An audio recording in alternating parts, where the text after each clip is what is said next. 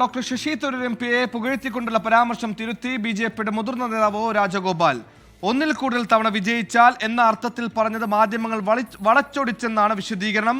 ശശി തരൂർ തിരുവനന്തപുരത്തുകാരുടെ മനസ്സ് കീഴടക്കിയെന്നും ആർക്കും അടുത്ത കാലത്തൊന്നും തോൽപ്പിക്കാനാകില്ലെന്നുമാണ് രാജഗോപാൽ നേരത്തെ പറഞ്ഞത്. ഹരികൃഷ്ണൻ ചേരുന്നു. ഹരികൃഷ്ണൻ, ഇങ്ങനെ മലക്കമറിയാനിടയുണ്ടായ സാഹചര്യം എന്താണ്? പ്രത്യേകിച്ച് ബി.ജെ.പിയുടെ എ ക്ലാസ് മണ്ഡലം കൂടിയാണ് അവിടെ.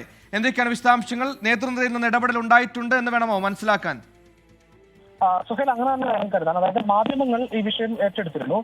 ഈ തരത്തിൽ അതായത് തിരുവനന്തപുരം ബി.ജെ.പി ഒരു എ ക്ലാസ് മണ്ഡലമായി കരുതിയിരിക്കുന്ന ഒരു മണ്ഡലമാണ്. അവിടെ ഈ ലോക്സഭാ തെരഞ്ഞെടുപ്പ് അടുത്തിരിക്കെ തെരഞ്ഞെടുപ്പ് പ്രവർത്തനങ്ങൾ ഊർജിതമാക്കുന്നതിനിടയിൽ ബി.ജെ.പിയുടെ മുതിർന്ന നേതാവിന്റെ ഭാഗത്ത് നിന്ന് ഇത്തരം ഒരു പ്രതികരണം വരുമ്പോൾ അത് നേതൃത്വത്തെ വെട്ടിലാക്കിയെന്ന് തന്നെ വേണം കരുതാൻ. അത് മനസ്സിലാക്കിക്കൊണ്ടായിരിക്കും ഇത്തരം ഒരു മലക്കമറിച്ചിൽ ഈ രാജഗോപാൽ നടത്തിയിട്ടുള്ളത്. ഈ തിരുവനന്തപുരത്ത് നടന്ന എൻ രാമചന്ദ്രൻ ഫൗണ്ടേഷൻ അവാർഡ് ദാന ചടങ്ങിനിടയിലാണ് ഇത്തരം ഒരു പ്രതികരണം നടത്തിയത്. അതായത് ഈ ശശി തരൂർ തിരുവനന്തപുരത്ത് മത്സരിക്കുന്നു, അടുത്ത കാലത്തൊന്നും അദ്ദേഹത്തെ തോൽപ്പിക്കാനാവില്ല, തിരുവനന്തപുരത്തുകാരെ സ്വാധീനിക്കാൻ തരൂരിന് കഴിയും എന്ന തരത്തിലുള്ള പരാമർശമാണ് നടത്തിയത്. എന്നാൽ അത് മാധ്യമങ്ങൾ താൻ പറഞ്ഞ കാര്യങ്ങളല്ല മാധ്യമങ്ങൾ നൽകിയത്, അത് വ്യാഖ്യാനിച്ച് വളച്ചൊടിച്ച് മറ്റൊരു രീതിയിലാണ് നൽകിയത് എന്ന തരത്തിലാണ് അദ്ദേഹം ഒരു ഫേസ്ബുക്കിൽ ഒരു പോസ്റ്റ് ഇട്ടത്. അത്തരത്തിലൊരു വിശദീകരണം നൽകിയിരിക്കുന്നത്. മാത്രവുമല്ല, ശശി തരൂർ എംപിക്ക് അദ്ദേഹത്തിന്റെ പ്രതിച്ഛായ അനുസരിച്ച് തിരുവനന്തപുരത്ത് തോൽക്കാനുള്ള സാധ്യത ഉണ്ടെന്നും കൂടി ആ ഫേസ്ബുക്ക് പോസ്റ്റിൽ വിശദീകരണം നൽകുന്നുണ്ട് രാജഗോപാൽ എന്നുള്ളതാണ് ഏറ്റവും പ്രധാനപ്പെട്ട കാര്യം. സുഖി, ശരി. ദേശീയ നേതാക്കളടക്കം തിരുവനന്തപുരം മണ്ഡലത്തിലേക്ക് എത്തിയേക്കുമെന്ന അഭ്യൂഹങ്ങൾ പരക്കുന്നതിനിടെയായിരുന്നു രാജഗോപാലിന്റെ വിവാദ പ്രസ്താവന. എങ്കിൽ ഇപ്പോൾ ആ പ്രസ്താവന തിരുത്തിയിരിക്കുന്നു. ഹരികൃഷ്ണനാണ് വാർത്താ വിശദാംശങ്ങൾ നൽകിയത്.